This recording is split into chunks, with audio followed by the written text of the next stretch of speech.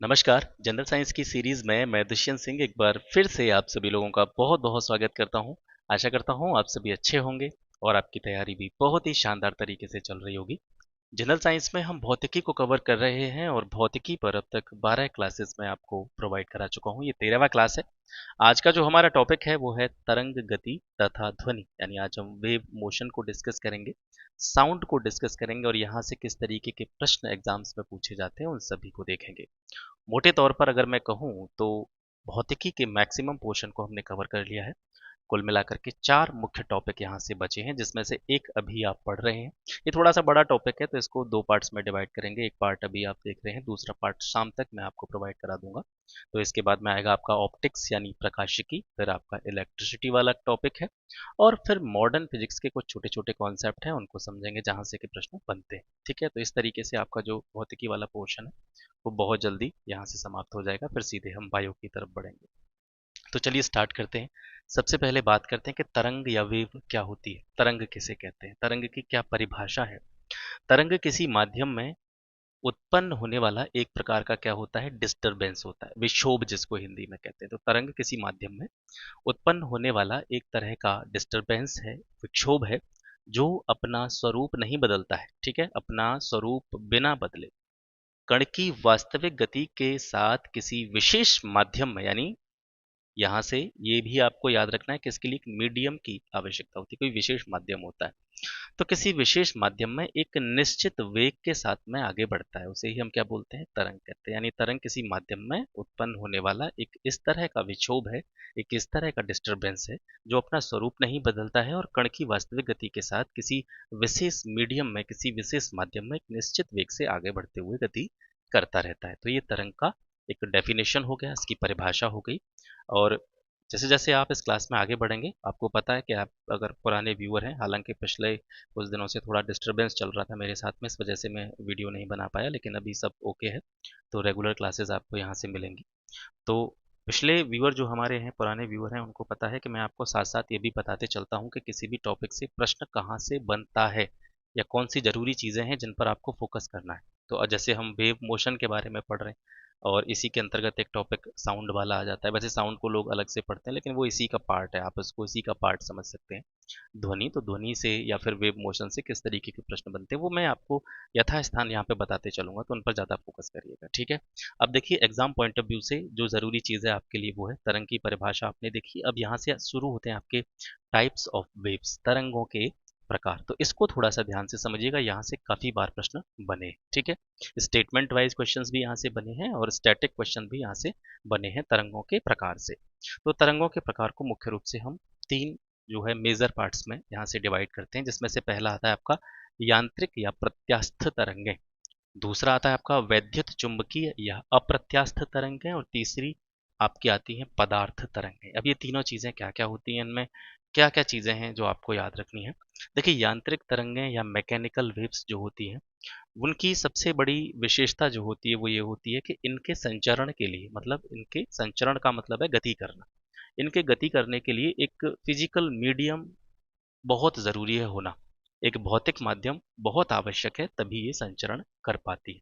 तो यांत्रिक या प्रत्यास्थ तरंगें वे तरंगें होती हैं जिनके संचरण के लिए हमको किसी भौतिक माध्यम की आवश्यकता होती है। एग्जाम्पल के लिए वायु में जो ध्वनि तरंगें होती हैं ये भी मैकेनिकल वेव्स होती हैं, प्रत्यास्थ तरंगों का ही उदाहरण है। इसके अलावा कोई जल स्रोत है, जैसे कोई तालाब है और उस तालाब में मान करके चलिए आपने कोई बड़ा सा पत्थर गिराया या कुछ फेंका उसमें, तो उस पत्थर के कारण जो एक वेव्स टाइप की वहाँ पे उत्पन्न होती हैं उनको भी हम यांत्रिक या प्रत्यास्थ तरंगें कहेंगे। इसके अलावा रस्सी जो होती है उसमें दोलनों के कारण, ठीक है, जो तरंगें उत्पन्न होती हैं वो भी यांत्रिक या प्रत्यास्थ तरंगें होती हैं और इन सभी तरंगों के लिए या इन तरंगों के संचरण के लिए हमें एक मीडियम की ज़रूरत होती है, एक भौतिक माध्यम की आवश्यकता होती है। तो की पॉइंट यहाँ पे यही है याद रखने वाला कि जब भी मैकेनिकल वेव्स की बात हो, प्रत्यास्थ तरंगों की बात हो, तो वहां पर आपके दिमाग में ये चीज़ आनी चाहिए कि इनके संचरण के लिए एक भौतिक माध्यम आवश्यक होता है। दूसरा आता है आपका वैद्युत चुंबकीय या अप्रत्यास्थ तरंग। इनका जो कीवर्ड है याद रखने का वो ये है कि इनके संचरण के लिए किसी माध्यम का होना बहुत ज़्यादा ज़रूरी नहीं है। ठीक है, संचरण के लिए मीडियम की उपस्थिति होना अनिवार्य नहीं है, आवश्यक नहीं है। तो इनको हम बोलेंगे वैद्युत चुंबकीय या प्रत्यास्थ तरंगें। इनके उदाहरण क्या हैं? देखिए, ये जो दृश्य प्रकाश तरंगें होती हैं या आपकी अल्ट्रा वायलेट वेव्स जो होती हैं, पराबैंगनी किरणें होती हैं, ऊष्मीय तरंगें होती हैं, रेडियो वेव्स होती हैं, एक्स वेव्स होती हैं या फिर गामा तरंगें होती हैं, ये सारी तरंगें जो हैं वैद्युत चुंबकीय या अप्रत्यास्थ तरंगों के उदाहरण हैं। इसी चैप्टर में, जिस चैप्टर को हम डिस्कस कर रहे हैं, इसमें इन्हीं सभी वेव्स के बारे में भी हम आगे बात करेंगे, चाहे दृश्य प्रकाश तरंगें हों, डिटेल में इनको समझेंगे क्या होती हैं। पराबैंगनी किरणों की बात करें या ऊष्मीय तरंगों की बात करें, रेडियो, एक्स वेव्स या फिर हम गामा वेव्स की बात करें, इन सभी तरंगों के बारे में आगे जैसे जैसे हम चैप्टर में बढ़ेंगे तो इन सभी चीज़ों के बारे में पढ़ने को हमको मिलेगा। फिलहाल अभी आपको यहाँ से इतना ही याद रखना है, जो वैद्युत चुंबकीय या प्रत्यास्थ तरंगें होती हैं, इनके संचरण के लिए माध्यम की उपस्थिति आवश्यक नहीं होती है, और इनके एग्जाम्पल्स जो आपको सामने दे रखे हैं, ये जो है वैद्युत चुंबकीय और अप्रत्यास्थ तरंगों के उदाहरण है। ठीक है। तीसरी होती हैं आपकी पदार्थ तरंगें, और ये तरंगें ऐसी होती हैं जो मुख्य रूप से जो मॉडर्न टेक्नोलॉजी है उसमें यूज होती हैं, और ये तरंगें इलेक्ट्रॉनों, प्रोटॉनों और या जो अन्य मूल कण होते हैं उनसे जो है संबद्ध होती है, ये पदार्थ तरंगें होती हैं। ठीक है। तो तीनों प्रकार की तरंगों के बारे में हमने पढ़ा। मुख्य रूप से इन्हीं तीन भागों में तरंगों को डिवाइड किया जाता है, फिर इनके जो है उप प्रकार आप कह सकते हैं, जिनके बारे में हम आगे और विस्तार से पढ़ते हैं। तो जैसे हमने सबसे पहले यांत्रिक तरंगों के बारे में पढ़ा था, प्रत्यास्थ तरंगें जिनको कहते हैं। अब इनके भी कुछ प्रकार होते हैं। यांत्रिक तरंगों के क्या प्रकार होते हैं? यांत्रिक तरंगों में सबसे पहले आता है आपका अनुदैर्ध्य तरंगें। ठीक है। यांत्रिक तरंगों में सबसे पहले क्या आता है? अनुदैर्ध्य तरंगें, जिनको हम लॉन्गिट्यूडिनल वेव्स कहते हैं। लॉन्गिट्यूडिनल वेव्स इनको अंग्रेजी में कहा जाता है। तो अनुदैर्ध्य तरंगों में आपको क्या याद रखना है? कौन सी तरंगें अनुदैर्ध्य तरंगें होती हैं? सबसे पहला इनका जो गुण है वो क्या है कि माध्यम जो होता है, कोई भी मीडियम जो होता है, उसके कणों के द्वारा ये तरंग के चलने की दिशा में ही इनमें क्या होते हैं? वाइब्रेशंस होते हैं, कंपन होते हैं। कंपन जो होते हैं वो तरंग जिस दिशा में चल रही है, तरंग की जो गति है वो जिस दिशा में हो रही है, उसी दिशा में जो है इनके कंपन माध्यम के कणों के द्वारा किए जाते हैं अनुदैर्ध्य तरंगों में। ठीक है।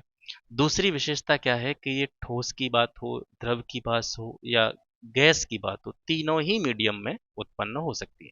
चाहे माध्यम आपका ठोस है, चाहे द्रव है या गैस है, किसी भी मीडियम में अनुदैर्ध्य तरंगें उत्पन्न की जा सकती हैं। और वायु में जो ध्वनि की गति होती है वो भी अनुदैर्ध्य तरंगों के माध्यम से ही गति करती है। जैसे आपसे पूछा जाए जो वायु में ध्वनि है, जैसे जैसे आप अपने आसपास खड़े हैं और कोई किसी को आवाज दे करके बुला रहा है, तो वो एक प्रकार की ध्वनि उत्पन्न कर रहा है, तो उसकी ध्वनि जो आपके कानों तक आ रही है, तो इसको किस तरीके से हम बोलेंगे? तो ये भी एक अनुदैर्ध्य तरंग का प्रकार हो जाएगा। ठीक है। अब यहाँ से एक छोटा सा डायग्राम आपको नजर आ रहा होगा स्क्रीन पे। ठीक है। ये जो डायग्राम है, यहाँ पर आप देखेंगे कि स्प्रिंग, इसको मान लीजिए आप, मतलब समझने की दृष्टि से इसको आप स्प्रिंग मान सकते हैं। तो स्प्रिंग में देखिए कुछ जगह पर जो इसके कण हैं वो पास पास हैं, कुछ जगह पर इसके जो कण हैं वो दूर दूर हैं। ठीक है। कुछ जगह पर इसके जो कण हैं वो आपको पास पास नजर आ रहे होंगे, कुछ जगह पर इसके जो कण हैं वो आपको दूर दूर नजर आ रहे होंगे। तो जहां पर ये कण पास पास हैं, तो इसका मतलब है कि माध्यम, जिस माध्यम में भी यहाँ पर बात हो रही है, उस माध्यम का जो दाब है और कणों की जो डेंसिटी है, कणों का जो घनत्व है वो ज़्यादा है। तो जहाँ पर माध्यम का प्रेशर ज़्यादा होगा, माध्यम का दाब ज़्यादा होगा या कणों का घनत्व ज़्यादा होगा, वहाँ पर ये कण आपको पास पास दिखाई देंगे। और जहाँ पर माध्यम का दाब या कणों का जो घनत्व है वो कम दिखाई देगा, वहाँ पर ये कण आपको दूर दूर दिखाई देंगे। समझाने की क्या मैं कोशिश कर रहा हूँ आपको, कि जहाँ पर माध्यम के कण पास पास होते हैं, यानी माध्यम का दाब और कणों का घनत्व ज़्यादा होता है, उस स्थिति को हम क्या कहते हैं? उसको हम कंप्रेशन कहते हैं, संपीड़न कहते हैं। और जहाँ पर माध्यम का दाब कम होता है, कणों का घनत्व कम होता है, उस सिचुएशन को हम विरलन कहते हैं, रेयरफैक्शन कहते हैं अंग्रेजी में। ठीक है। तो यहाँ पर जो सी आर आपको नजर आ रहे हैं, सी आर, इन सी आर का मतलब है, सी का मतलब कंप्रेशन, आर का मतलब रेयरफैक्शन यानी विरलन। तो जहाँ पर माध्यम का दाब और कणों का घनत्व ज्यादा है वहां पर संपीड़न होता है, और जहाँ पर माध्यम का दाब और कणों का घनत्व कम होता है वहां पर विरलन होता है। समझने की बात क्या है? किन्हीं दो निकटतम संपीड़नों की बात करें या किन्हीं दो निकटतम विरलनों की बात करें, तो दो निकटतम संपीड़नों या दो निकटतम विरलनों के बीच की जो दूरी होती है, डिस्टेंस होती है, वो आपकी वेवलेंथ होती है, तरंग दैर्ध्य होती है, जिसको हम इस साइन से प्रदर्शित करते हैं। ये जो चिन्ह आपको नजर आ रहा है सर्कल में, ये लैम्डा है। इसको क्या बोलते हैं हम? लैम्डा बोलते हैं। लैम्डा क्या प्रदर्शित करता है? उस तरंग की तरंग दैर्ध्य को, उसकी वेवलेंथ को प्रदर्शित करता है। तो तरंग दैर्ध्य का मतलब है किन्हीं भी दो संपीड़नों या किन्हीं भी दो निकटतम की बात हो रही है। ठीक है, तो देखिए ये संपीड़न है, यहाँ पर माध्यम के कण जो है इनका ज़्यादा प्रेशर है, यहाँ पर भी माध्यम के कणों का प्रेशर और कणों का घनत्व ज़्यादा है। तो इसके निकटतम जो संपीड़न है वो यही है। अब इसके आगे भी एक संपीड़न होगा तो इसकी डिस्टेंस इसके साथ नहीं ली जाएगी, निकटतम की बात हो रही है यहाँ पे। ठीक है, तो जो निकटतम दो संपीड़न या निकटतम दो विरलन, इनके बीच की जो डिस्टेंस है वो सर आपकी वेवलेंथ होती है, तरंग दैर्ध्य होती है। ऐसे ही हम जैसे ऑप्टिक्स में पढ़ते हैं, वहाँ पर प्रकाश तरंगों की बात आती है तो वहाँ पर संपीड़न और विरलन नहीं होते हैं, वहाँ पर श्रृंग और गर्त होते हैं। तो वो हम आगे पढ़ेंगे, वो बताएंगे। तो वहाँ पर भी क्या हो जाता है, दो निकटतम श्रृंगों या दो निकटतम गर्तों के बीच की जो डिस्टेंस होती है वो वेवलेंथ होती है। यहाँ पर हम ध्वनि तरंगों की बात कर रहे हैं। ठीक है, तो यहाँ से आपको संपीड़न विरलन समझ में आ गए होंगे। इसके बाद में दूसरा प्रकार आता है प्रत्यास्थ तरंगों का, जिनको हम बोलते हैं अनुप्रस्थ तरंगें, ट्रांसवर्स वेव्स। ठीक है, ट्रांसवर्स वेव्स।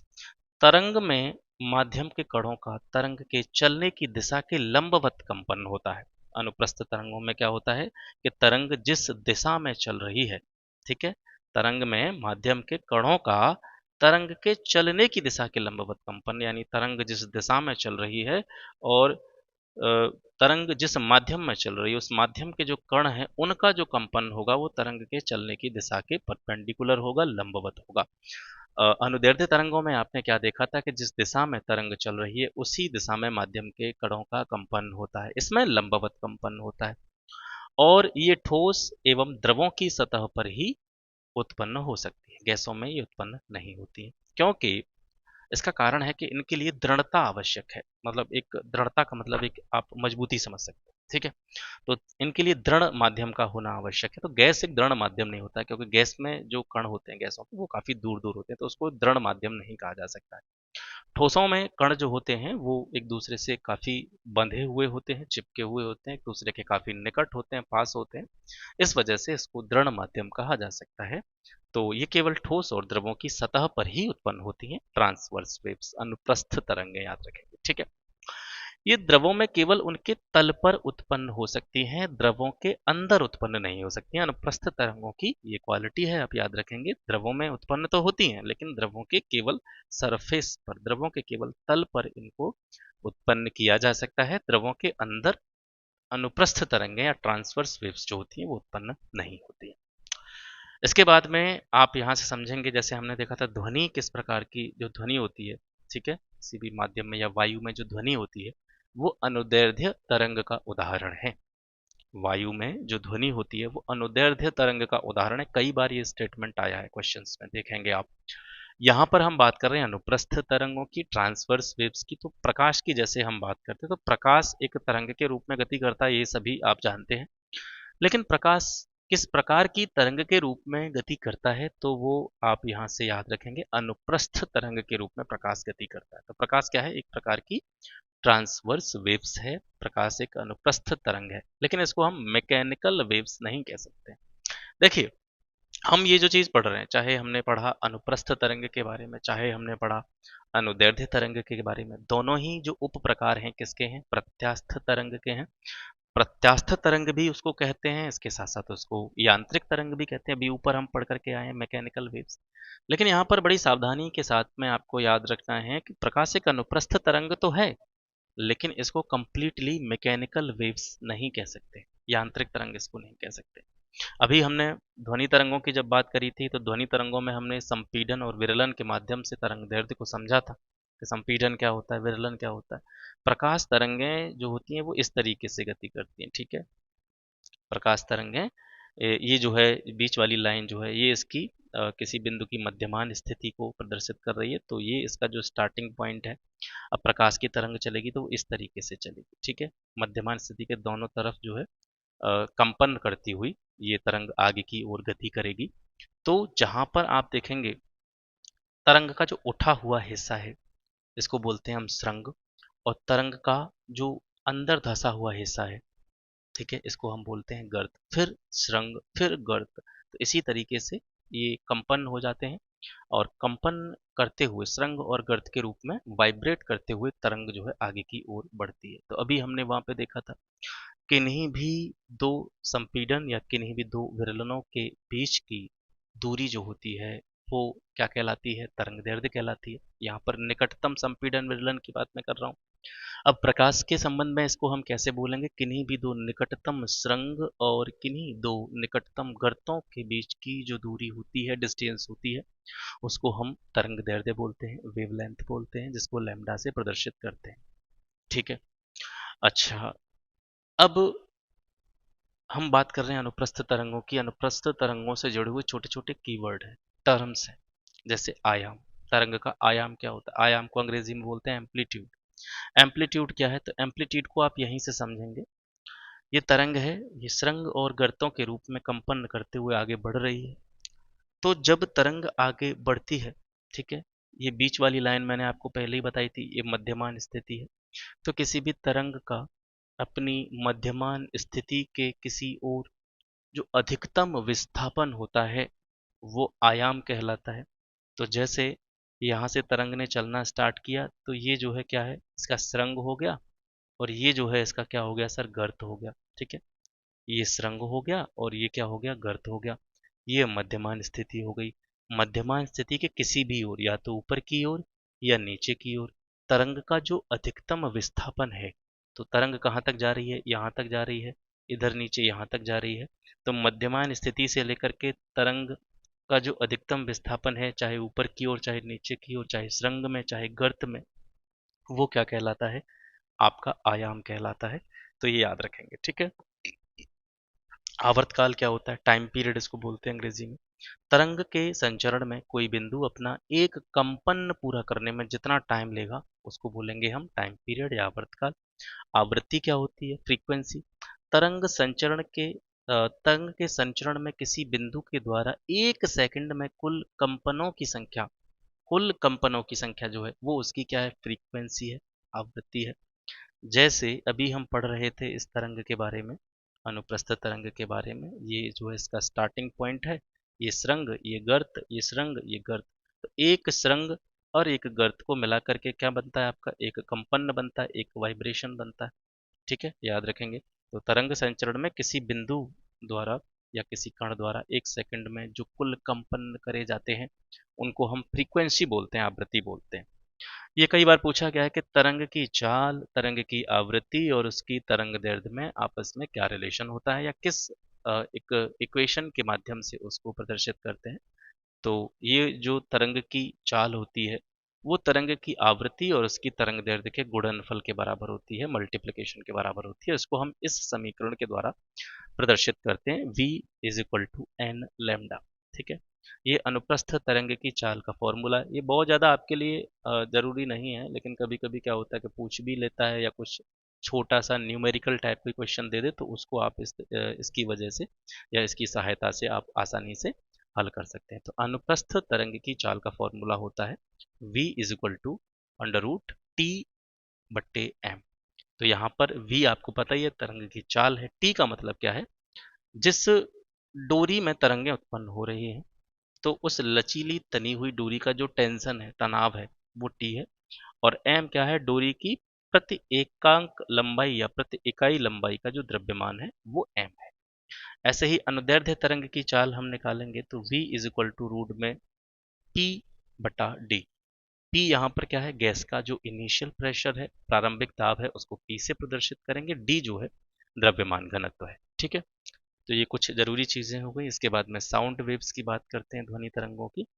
वायु के माध्यम में अनुदैर्ध्य तरंग ही ध्वनि तरंग कहलाती है। अभी हमने पढ़ा था वायु अगर एक माध्यम है तो उसमें अगर कोई अनुदैर्ध्य तरंग गति कर रही है तो उसको हम ध्वनि तरंग कहते हैं। ठीक है, ध्वनि तरंगों को किस तरीके से कह सकते हैं हम कि वायु माध्यम में, यानी जो मीडियम है वो क्या है? एयर, वायु है, और उसमें कोई अनुदैर्ध्य तरंग अगर गति कर रही है तो वो एक तरह से ध्वनि तरंग ही कहलाती है। और इसमें आपको याद ये रखना है कि ध्वनि तरंग जो है वो निर्वात में नहीं चल सकती है, और इसके साथ साथ ध्वनि तरंग जो है वो एक मैकेनिकल वेव्स है, यांत्रिक तरंग है।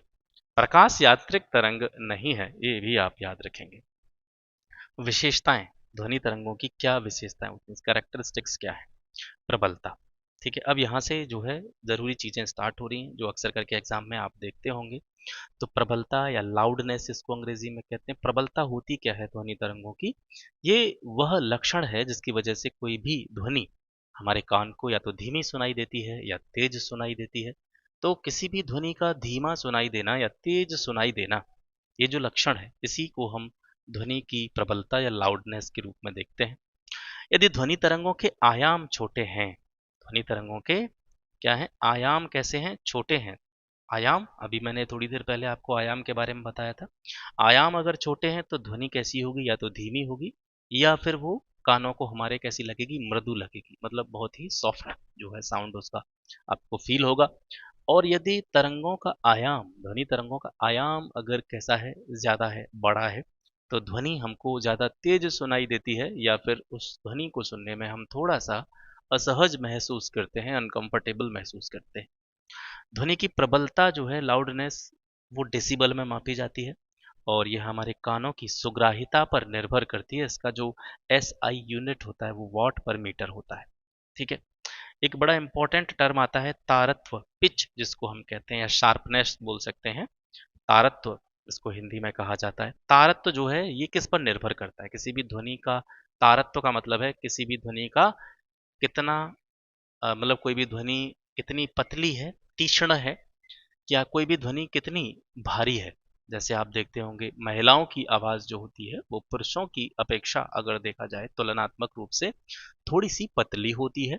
और जैसे कोई वयस्क पुरुष है, उसकी ध्वनि कैसी होती है, थोड़ी सी भारी होती है। जैसे मेरी आवाज भी आपको थोड़ी सी भारी ही नजर आ रही होगी।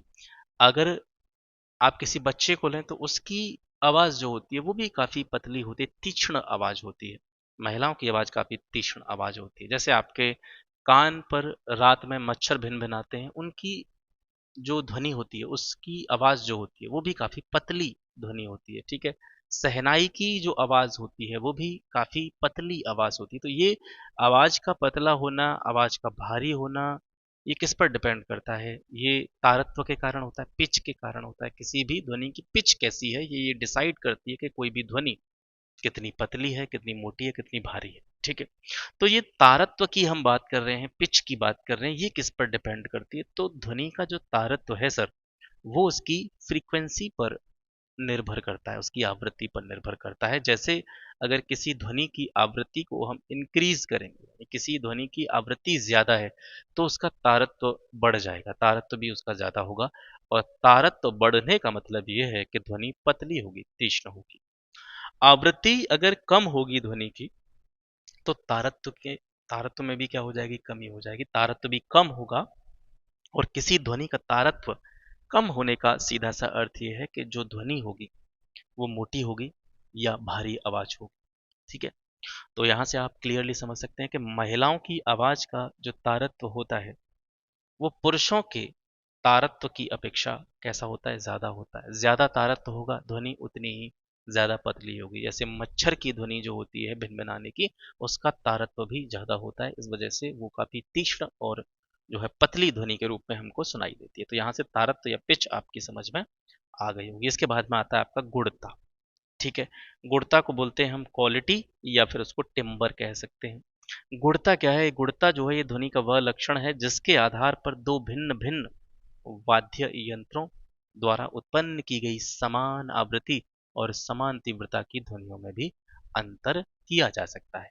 इसका मतलब क्या है? इसका मतलब ये है कि गुणता सीधे रूप में आप उस चीज से उसको कनेक्ट कर सकते हैं कि दो कोई भी यंत्र बजाए जा रहे हैं, म्यूजिकल इंस्ट्रूमेंट आप ले सकते हैं। दो म्यूजिकल इंस्ट्रूमेंट अलग अलग बजाए जा रहे हैं। जैसे मान करके चलिए एक जगह पर बांसुरी बज रही है, एक जगह पर वायलिन बजाई जा रही है। और बांसुरी और वायलिन से जो ध्वनि निकल रही है, मान करके चलिए कि उनकी आवृत्ति समान है, इसके साथ साथ उनकी तीव्रता भी समान है। आवृत्ति और तीव्रता के समान होने पर भी आपकी आंखों पर पट्टी बांध दी जाए और दोनों वाद्य यंत्रों को आपके पास बजाया जाए, तो आप अपने दिमाग में ये भेद कर पाएंगे, इस बात को समझ पाएंगे, इस बात में अंतर कर पाएंगे कि ये दोनों ध्वनियाँ जो आ रही हैं अलग अलग वाद्य यंत्रों की हैं, एक ही वाद्य यंत्र से नहीं निकल रही हैं। आपको पता चल जाएगा एक ध्वनि आ रही है वो बांसुरी की है और दूसरी ध्वनि जो आ रही है वो किसकी है, दूसरी ध्वनि जो आ रही है वो वायलिन की है। बेशक उनकी आवृत्तियां समान हैं, बेशक उनकी तीव्रताएं समान हैं, लेकिन आप फिर भी यह अंतर कर पा रहे हैं कि दोनों ध्वनियां अलग अलग वाद्य यंत्रों से उत्पन्न हो रही हैं।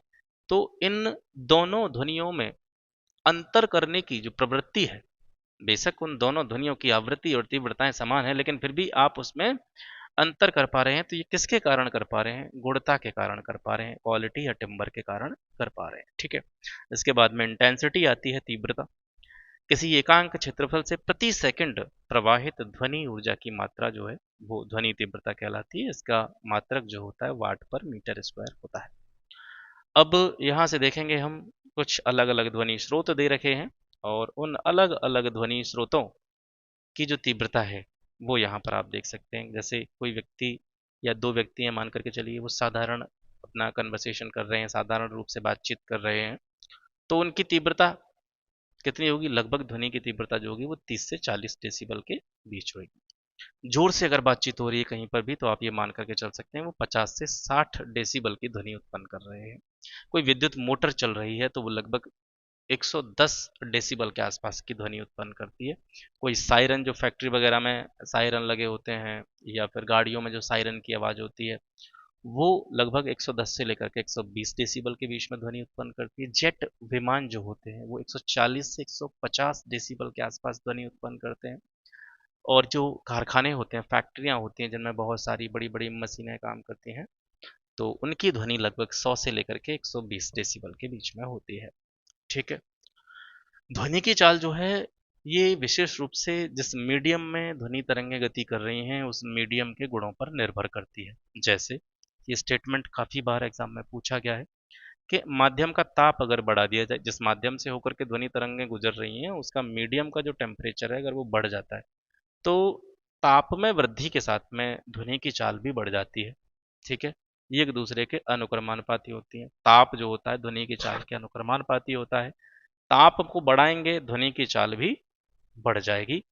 और माध्यम का ताप, इसको अगर देखा जाए मैथमेटिकली, अगर बिल्कुल एग्जैक्ट निकाला जाए तो लगभग आप ये मान करके चल सकते हैं कि किसी भी मीडियम का टेम्परेचर अगर 1 डिग्री सेल्सियस इंक्रीज कर दिया जाता है, किसी भी माध्यम का ताप अगर 1 डिग्री सेल्सियस बढ़ा दिया जाता है, तो ध्वनि की चाल जो है उस माध्यम में लगभग 0.61 मीटर पर सेकेंड बढ़ जाती है।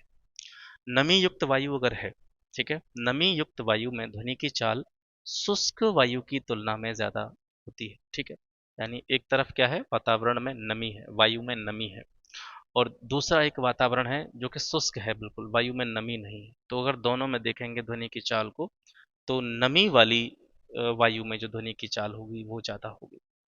तरंग संचरण की दिशा में, तरंग संचरण की दिशा में यानी तरंग जिस दिशा में संचरण कर रही है अगर उसी दिशा में वायु बह रही है तो भी ध्वनि की चाल बढ़ जाती है।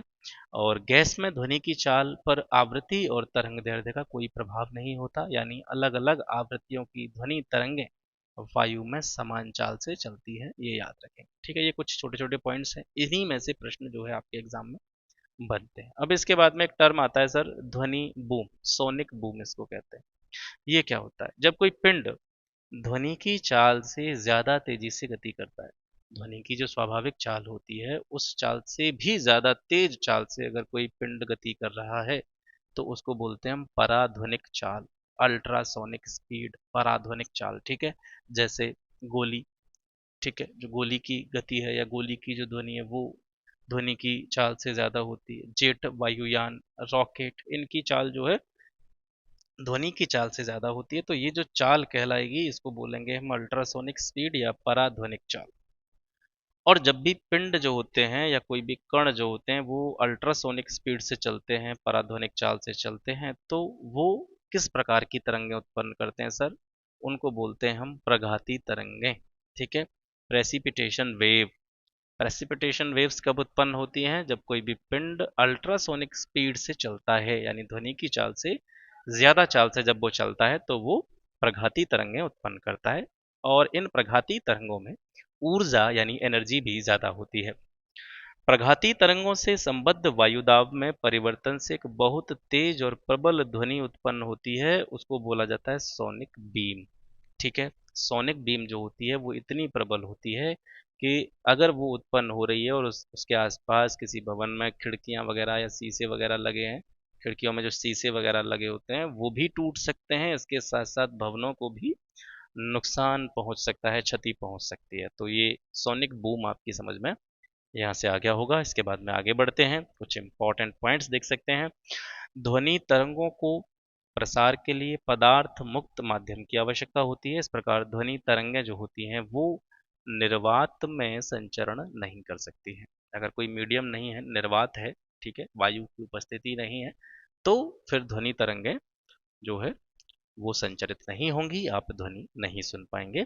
चंद्रमा पर आपको पता है कि ध्वनि तरंगों को नहीं सुना जा सकता है। कारण क्या है कि वहां पर वायुमंडल नहीं है, और वायुमंडल नहीं है तो एक तरह से आप ये कह सकते हैं वहां पर ध्वनि तरंगों के संचरण के लिए कोई भी मीडियम नहीं है, माध्यम का अभाव है। इस वजह से वहां पर ध्वनि तरंगों को नहीं सुना जा सकता। दो व्यक्ति अगर चंद्रमा पर एक दूसरे के पास में खड़े हैं तो वो एक दूसरे की बातों को नहीं सुन पाएंगे।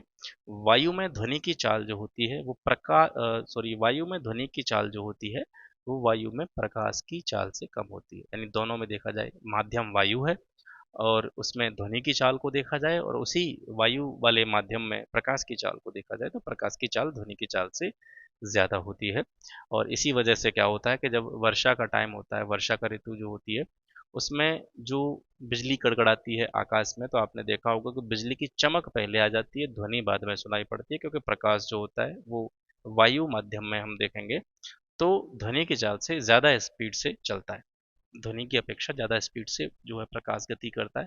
तो जब भी बिजली कड़कड़ाती है वहां पर तो प्रक्रिया एक साथ हो रही है, लेकिन हमारे समक्ष वो चीज़ें जब पहुंचती हैं, चाहे हम प्रकाश की बात करें, ध्वनि की बात करें, तो प्रकाश पहले आ जाता है क्योंकि प्रकाश की चाल ज़्यादा होती है ध्वनि से। इसके बाद में आता है सर ध्वनि का परावर्तन, रिफ्लेक्शन ऑफ साउंड।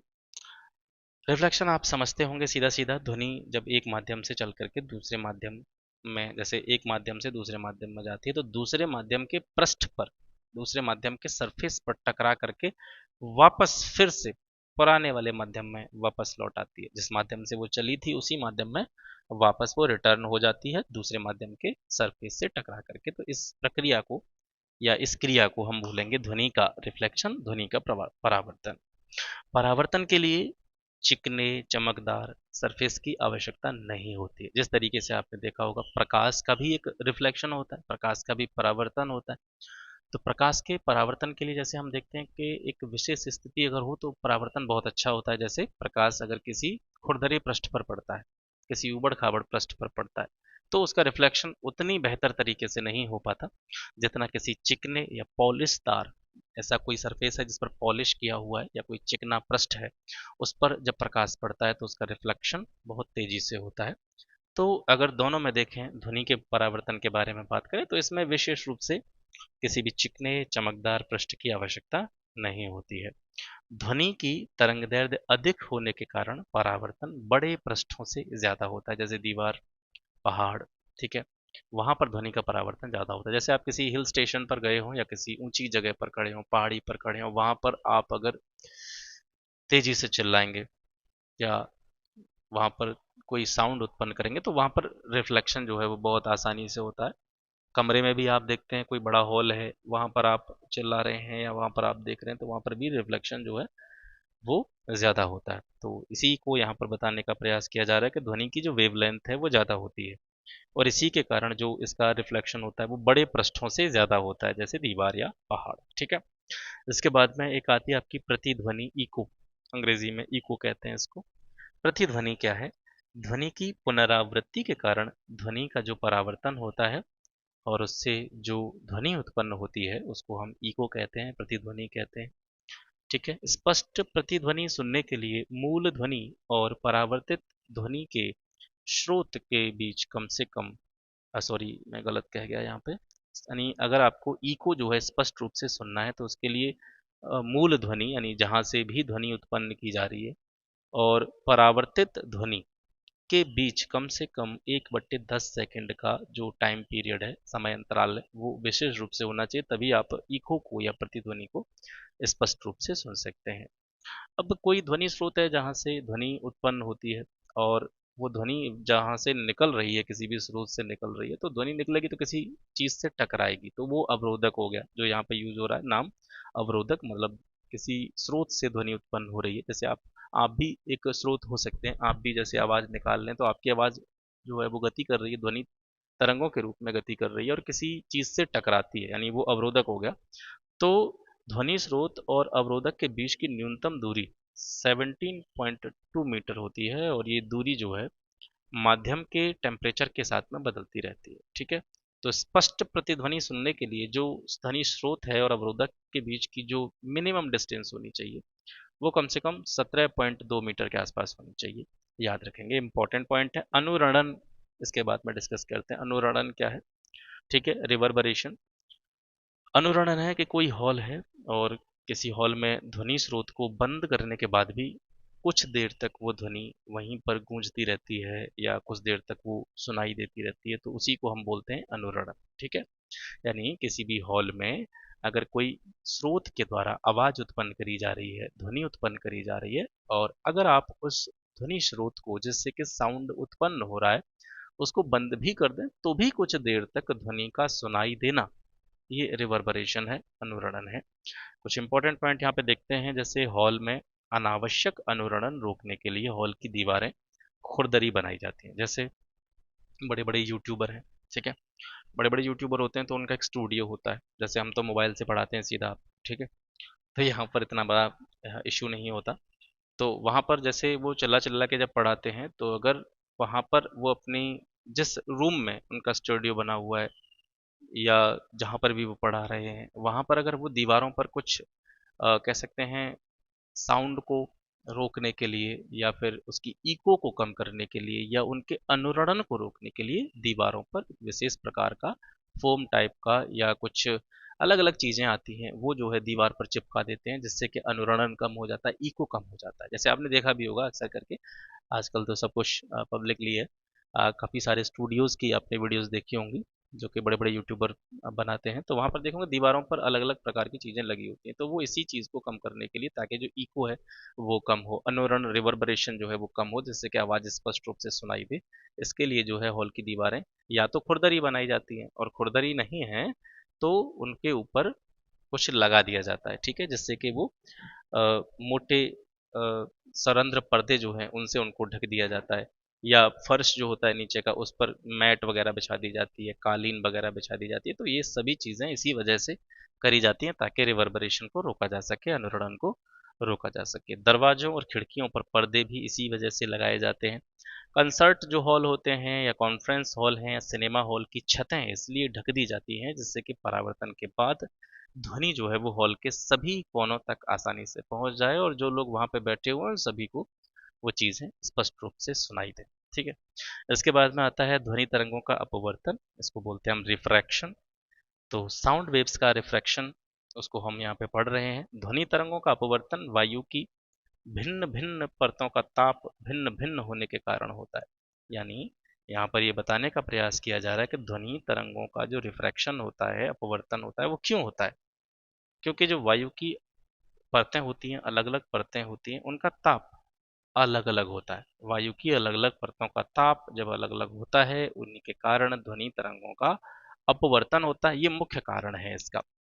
गर्मी में ध्वनि की चाल ठंडी वायु की अपेक्षा ज्यादा होती है, इसलिए ध्वनि तरंगें जब गर्म वायु से ठंडी वायु में या ठंडी वायु से गर्म वायु में संचरित होती हैं तो वे अपने मार्ग से थोड़ा विचलित हो जाती हैं, और ध्वनि तरंगों के अपने मार्ग से विचलित होने की जो ये क्रिया है इसी को हम ध्वनि तरंगों का रिफ्रैक्शन या अपवर्तन कहते हैं। ठीक है, गर्मी के दिनों में पृथ्वी पर केवल ध्वनि स्रोत के आसपास की ध्वनि सुनाई देती है क्योंकि पृथ्वी के समीप की वायु परतें जो होती हैं उनका ताप ऊपर की परतों के ताप की अपेक्षा ज्यादा होता है। इसके बाद में श्रव्यता के परिसर, रेंज ऑफ हियरिंग।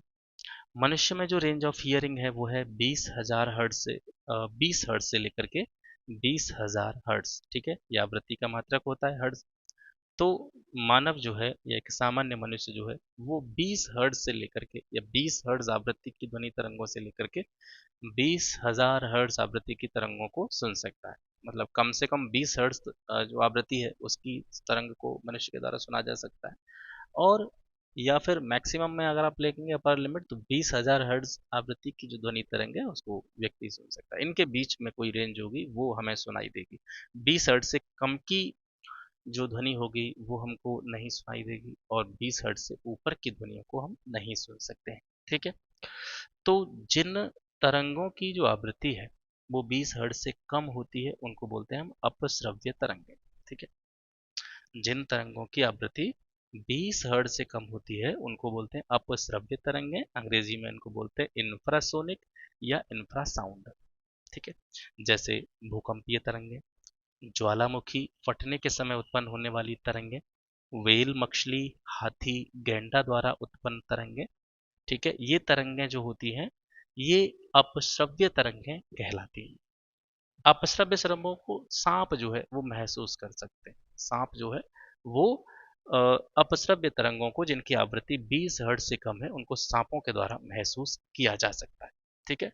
अब जैसे मान करके चलिए भूकंप आने वाला है तो भूकंप आने से पहले जो 20 हर्ट्ज से कम की ध्वनि तरंगें होंगी उनको हम महसूस नहीं कर पाते। इसी वजह से तो हमको नहीं पता चल पाता कि भूकंप आने वाला है। लेकिन कुछ यंत्रों की मदद से या कुछ वैज्ञानिक जो तकनीकियां हैं उनकी मदद से इन तरंगों को जो है महसूस किया जा सकता है। इसके बाद में पराश्रव्य तरंगें आती हैं। इनको बोलते हैं अल्ट्रासोनिक या अल्ट्रासाउंड। ये दोनों ही पॉइंट बहुत महत्वपूर्ण है। ठीक है। मनुष्य में जो सुनने की क्षमता है या रेंज ऑफ हियरिंग है वो 20 हर्ट्ज से लेकर के 20,000 हर्ट्ज तक होती है। ये पहला पॉइंट हो गया। 20 हर्ट्ज से कम की जो तरंगें हैं उनको हम अपश्रव्य तरंगें कहते हैं। 20 हर्ट्ज से ऊंची आवृत्ति की जो तरंगें हैं उनको हम पराश्रव्य तरंगें, अल्ट्रासोनिक वेव्स या अल्ट्रासाउंड वेव्स कहते हैं। मनुष्यों के द्वारा इनको नहीं सुना जा सकता है। कुत्ते की जो पावर होती है तरंगों को महसूस करने की, उनकी जो कैपेबिलिटी होती है वो काफ़ी ज़्यादा होती है। 50,000 हर्ट्ज तक की आवृत्ति की जो एक रेंज वाली जो ध्वनि तरंगे हैं, साउंड वेव्स हैं, उनको कुत्ते महसूस कर सकते हैं। जैसे ही आपने देखा होगा कुत्ते रात में जो है एकदम भौंकते रहते हैं तो बहुत सारी वेव्स जो हैं वो उनको फील होती हैं, महसूस होती हैं। इस वजह से वो रात में रोते रहते हैं, चिल्लाते रहते हैं। ठीक है। तो उनकी आवृत्ति की जो परास है वो ज़्यादा होती है। बंदर हो गया, चमगादड़, बिल्ली, डॉल्फिन, ये भी जो है पराश्रव्य तरंगों को, अल्ट्रासोनिक वेव्स को सुन सकते हैं। पोर्पोइज मछली द्वारा भोजन की खोज हेतु प्रयुक्त करी जाती है। यानी एक मछली का एक किस्म है, उसकी एक प्रकार है पोर्पोइज मछली। ये भोजन की तलाश के लिए या भोजन की खोज के लिए जो है किन तरंगों का यूज करती है, पराश्रव्य तरंगों का यूज करती है। इनका अनुप्रयोग भी किया जाता है, एप्लीकेशंस भी हैं इनके। ये उन भागों को साफ करने में यूज की जाती हैं जहाँ पे पहुंचना कठिन होता है। ठीक है। ये स्पाइरल जो ट्यूब होती है, सर्पिलाकार नली होती है, विषम आकार के पुर्जे, इलेक्ट्रॉनिक जो अवयव होते हैं, इनको इनमें सामान्य रूप से जो है हम इनको साफ नहीं कर सकते हैं। तो इनको साफ करने के लिए हम अल्ट्रासोनिक वेव्स का यूज़ करते हैं। अल्ट्रासोनोग्राफी में भी इसका यूज़ होता है, अल्ट्रासाउंड वेव्स का। ठीक है। इनका उपयोग करके मानव शरीर के जो आंतरिक अंग हैं, इंटरनल जो ऑर्गन है, उनका एक इमेज प्राप्त करा जाता है। अल्ट्रासाउंड जैसे आप देखते होंगे नॉर्मल चीज़ है आज के टाइम पे, तो उसमें भी अल्ट्रासोनिक वेव्स का यूज़ होता है। इकोकार्डियोग्राफी जो हृदय की जांच वगैरह होती है उनमें भी इनका प्रयोग किया जाता है। अल्ट्रासाउंड का उपयोग गुर्दे की छोटी पथरी को बारीक कणों में तोड़ने के लिए भी किया जाता है। जैसे बोलते हैं ना कि भाई बिना चीर फाड़ वाला ऑपरेशन हुआ है और केवल एक टाँका लगा करके पथरी को निकाल दिया गया। तो ये सारी चीज़ें भी इसी की वजह से संभव हो पाती हैं। अल्ट्रासोनिक या अल्ट्रासाउंड वेव्स जो हैं इनका प्रयोग इसमें किया जाता है। अब इसके बाद में सोनार, सोनार में भी अल्ट्रासोनिक वेव्स का यूज़ होता है। सोनार के बारे में हम पहले भी डिस्कस कर चुके हैं, पहले बता चुका हूँ। सोनार का जो फुल फॉर्म होता है उसको होता है साउंड नेविगेशन एंड रेंजिंग। और ये जल में स्थित पिंडों की दूरी, शत्रुओं की जो पनडुब्बी होती हैं, उन चीज़ों का पता लगाने के लिए सोनार का प्रयोग करते हैं। और सोनार में कौन सी तरंगें यूज़ की जाती हैं ये इंपॉर्टेंट है, ये याद रखेंगे। अल्ट्रासोनिक या अल्ट्रासाउंड वेव्स जो है वो हम सोनार में यूज़ करते हैं। तो ये जो है यहाँ तक इसका एक पार्ट हो गया, क्योंकि ये बड़ा हो जाएगा फिर वीडियो थोड़ा सा ज़्यादा। तो इसका एक पार्ट अभी आपने देख लिया, एक शाम तक दूसरा वीडियो बना करके इस चैप्टर को पूरी तरीके से ख़त्म कर देंगे। आशा करता हूँ आज का सेशन आपको अच्छा लगा होगा, और क्लास अगर अच्छा लगता है, आपको लगता है कि यहाँ से कुछ चीज़ें बेहतर तरीके से मैं आपको दे पा रहा हूँ, तो इस वीडियो को अपने मित्रों तक शेयर जरूर कीजिएगा। बाकी आज के लिए बस इतना ही, मिलते हैं आपसे फिर एक नेक्स्ट वीडियो में एक नए टॉपिक के साथ। तब तक के लिए नमस्कार, जय हिंद।